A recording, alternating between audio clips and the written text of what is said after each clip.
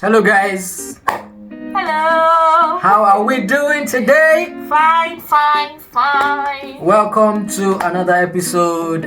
We hope you had an amazing week. Yeah. And we're excited to bring you what we have next.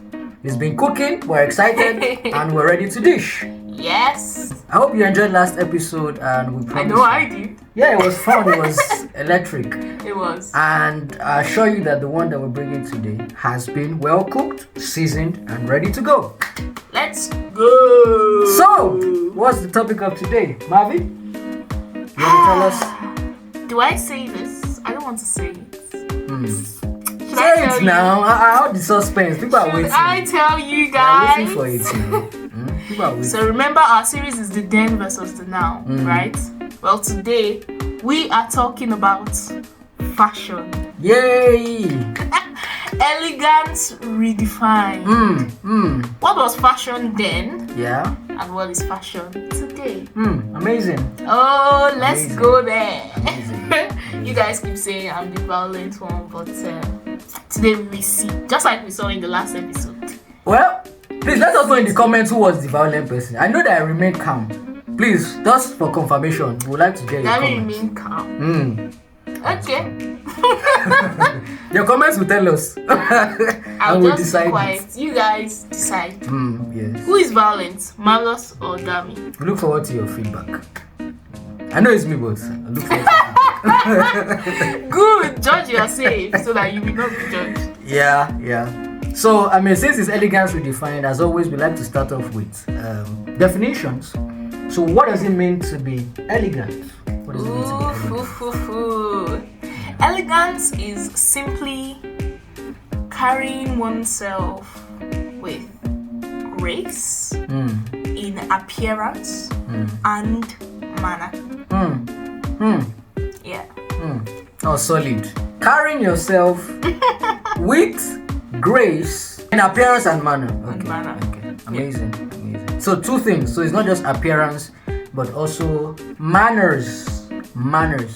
Not the manner that came from heaven. Oh. Guys, this is how you know a student of the Bible. We make jokes about it, and we have no jokes. Our jokes is scriptural, so Yeah, so sorry about that. That just came in. I had to quickly register that. please reference Exodus. Exodus, yes, Reference for Exodus. So, amazing definition. I think what I will add to it, and the reason I want to add to it is because, I realized that it actually has grace. Every definition I checked about, Yes. Grace. Elegance always has grace, the constant. So the only thing that changes is your appearance, style, Yeah. attractiveness, but grace is always there and it's always reflected in your appearance and behavior. So is the fact the two factors that there are grace and appearance. Grace and style, grace and attractiveness, grace and your fashion, but it's replicated in your appearance or Your manner. your manner or behavior. Yeah. So, right. Amazing foundation for where we're going to. So now let us go into how was it then? Because it seems like I don't want to say it's all over the place, but So, fashion is the one thing that has yeah. evolved kind of. So in relations to the our theme of focus for this season, how was it then and how is it now? Yeah. So I'd say in the olden days, fashion was more, speaking about our clothing now, it was made to cover. Oh, people are going to attack me. That's very interesting.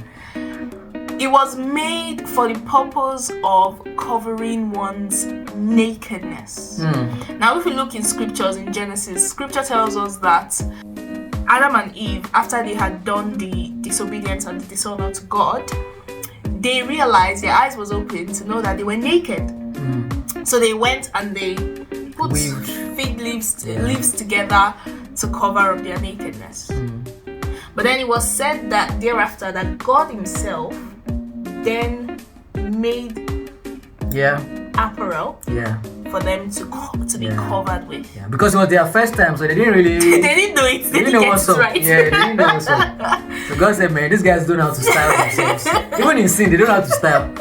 So He made something for them to then be properly covered. Yeah. So all I know is that fashion or clothing is meant for coverage. So the moment your clothes stops covering, it is no longer a cloth. I'm sorry, okay? Actually, I'm not. Why 8 minutes and Marvy has started. Okay, that's all I'm saying. Yeah, no, right on. Hey, Lord. Right on.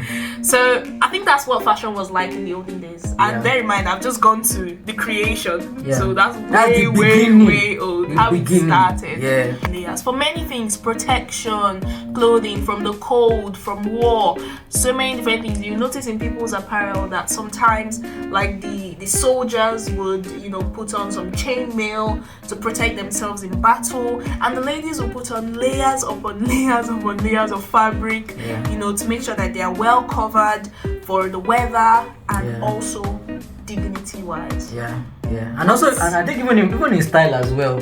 In style as also, well. I mean, the different layers and different colors, they really. It was so creative. Yeah. I still believe that it's creative. And that's why a lot of us look to them, even for fashion. Yeah, dresses. Dressing styles and inspirations.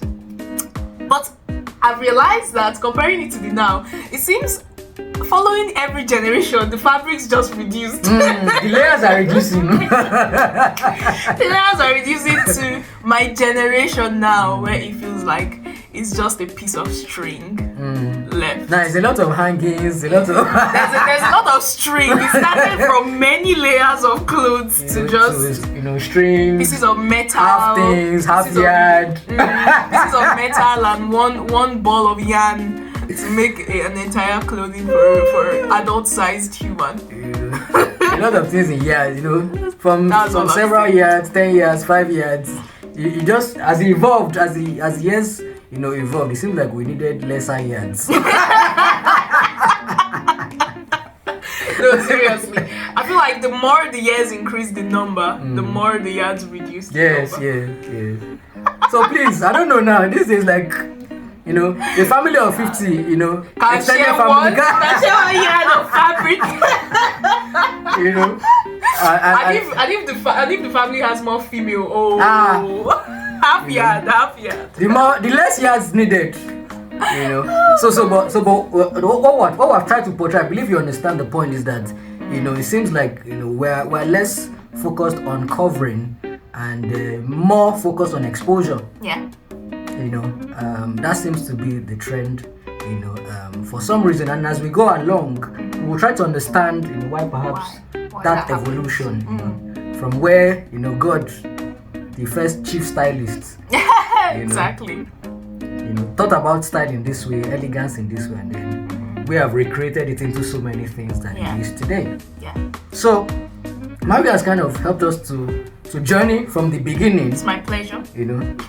Nicely to now. So the next thing is what has sponsored this evolution? Now we want to go into the why. Yeah. We have talked about how it has evolved, but the question is, why has it evolved into what it is? From the many fabrics, wonderful layers, amazing dresses. To now, things just standing here and there. Half yard, half. We're slicing our dresses at different points and things like that. I was slicing them. From full coverings, it's being sliced at different places, either slitting up, slitting down, slitting back, slitting. It's being divided now. There are divisions going on in our fabric. So the question is, what has sponsored that evolution? I'll let Dami go first on this one because I've done my part of violence today, so Dami can. There's more coming on from Marvy. No, I hold my peace from now on. I don't want to be cancelled. Okay, so I'll start from I felt Marvy built a good foundation, so I would continue in that stead. Now, the first fashionista, God's opinion and perspective about dressing was the covering, and the covering also still portrayed style.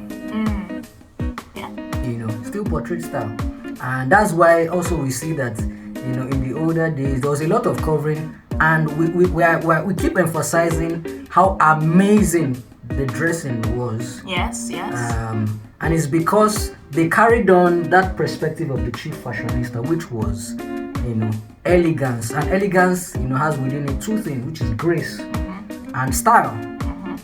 And grace, you cannot talk about grace without talking about God. Uprightness, modesty. So covering beyond protection, which was functional, he also carried modesty. So as the years go by, and as we are now in our time today, it feels like there's less focus on modesty and more about exposure. So that constant evolution is intrinsic of our values that have evolved. Is intrinsic of the things that are now important to us averagely as a society. Now I say that averagely because everything that we see that happens is a function of our interaction with ourselves and our environment. We are the constants that ensure that things are evolving. So if they say, it's so this was popular in this society, it's because of man. It's because of man. So our constant change in perspectives, constant change in values is imprinted on every other thing around us, including society. So it is that change and that evolution that has fueled the birth of these many fashion options. It has also redefined what elegance means. Because now with technology, with the industrial age, we had a bit of advancement in technology and production. So now there's more variety, but still at the center of the use of this evolution is man. Man. So intrinsically, what you are seeing as common is a function of the perspective of the majority. Exactly. Which means, to put it in simpler terms, because we all know that Dami is the English major, so allow me, part of the masses, explain what he's all about. So at the end of the day, like you said, intrinsic in all these things that we're explaining to you is the mindset of man. Because, of course, we're right at the middle, we're right at the center of all of these evolutions going on around us. So it is our mindset that births these things. So over time, the changing or the renewal, in a sense, of a man's mindset is what births for these ideas. So that's why renewal or retrogression. Renewal or retrogression. So that's why we see that if you check it, especially if you're very much interested in the fashion industry, you realize that a lot of the runway fashion that we do these days are a mess. If you can agree with me, please agree with me. They're a mess. You see models modeling trash, I beg your pardon, literal rags as clothes, as compared to back in the day when runway used to be filled with all sorts of amazing dresses, clothes you could actually wear. That you could actually, see a model on the runway and say, it is called runway, right? Yes, it is runway. You could see a model on the runway with such a dress and you're like, you know what, I'm going to wear that dress to my graduate. But today, you cannot see an outfit that is reasonable enough for you to recreate or to buy, to wear a functional dress. So Marvy has tied it nicely. What came to me was that every fashion that we see out there was sketched. That's true.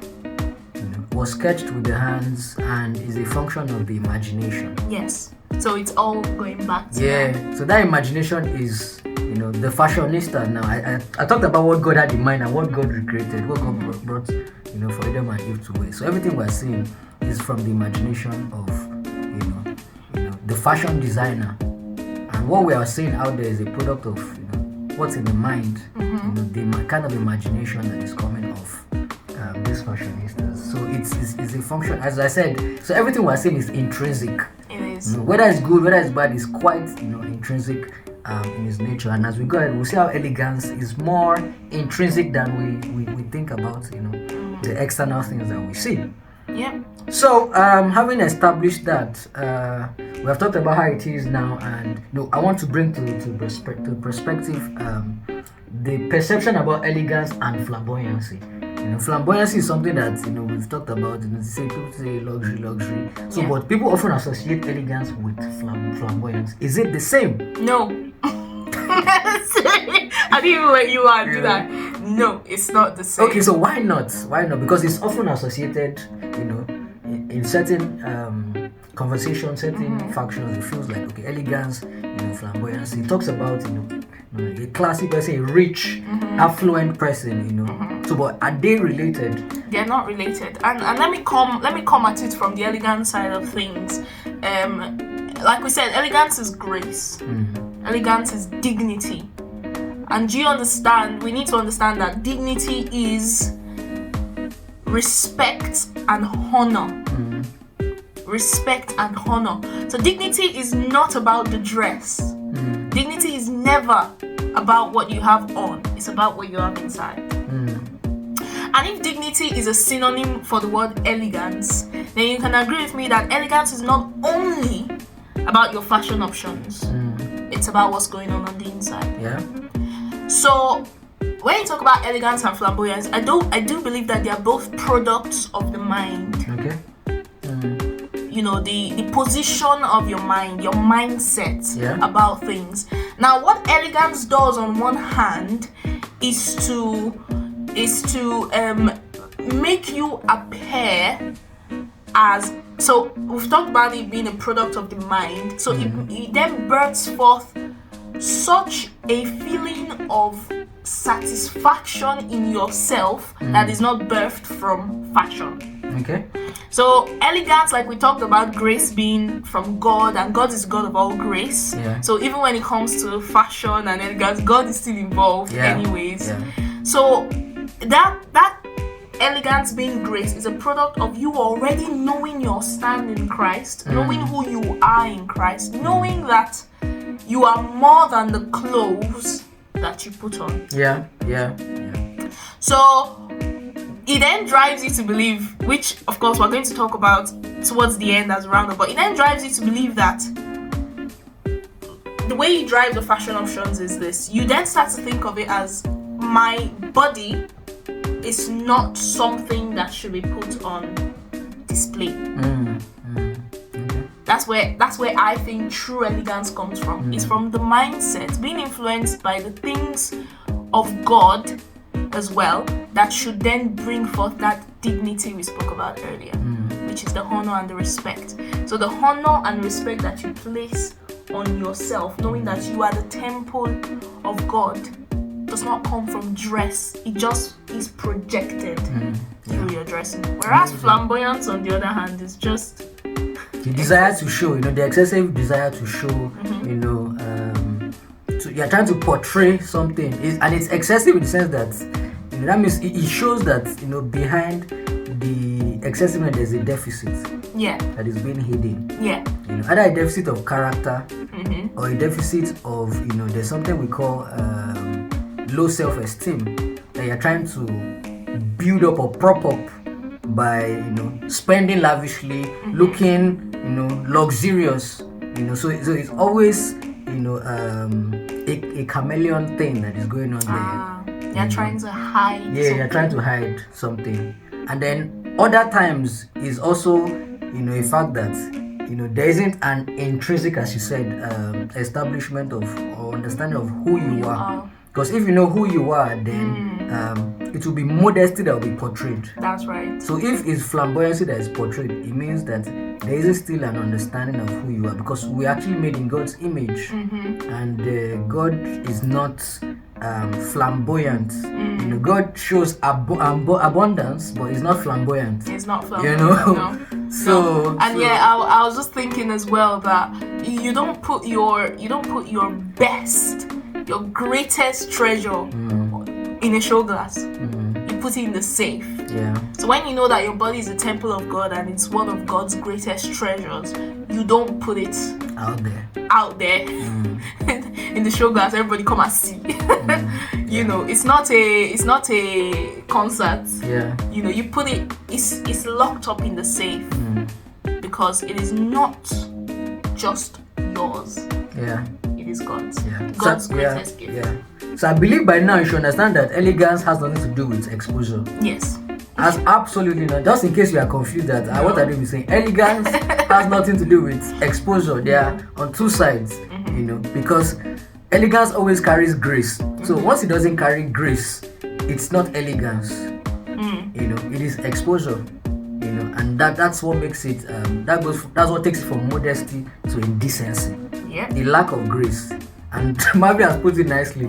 You know, you can never talk about grace without the God of all grace. And the God of all grace, you know, talks about, you know, your modesty being known to all men. That's right. So that's the goal. That's the chief fashionista's perspective. Yeah. That your grace should be known to all men. So if your grace is portrayed, you know, in his understanding is modesty. As long as your modesty is not in display, then it is indecent. Period. You know. Period. There's always a bit of dancing. There's no dancing around all of these things. Yeah. It's quite simple. So I think we'd talk more about some other things, going into detail about other things, including modesty, in the part 2. Yeah, we're going to do a part 2. I think this thing is a part 2. It does. With the way we have started, it does. We can't finish it now, so allow us end it and wait for the part 2. Yeah, because I know there's questions where in people's minds. So we will see you in part 2. Thank you once again for joining us. Remember, we're on YouTube now, so please hit that subscribe button. Hit that. Let God inspire you to hit that subscribe button and like this video. Thank you so much for watching. Stay blessed, stay happy, and we'll see you in the next one. Bye.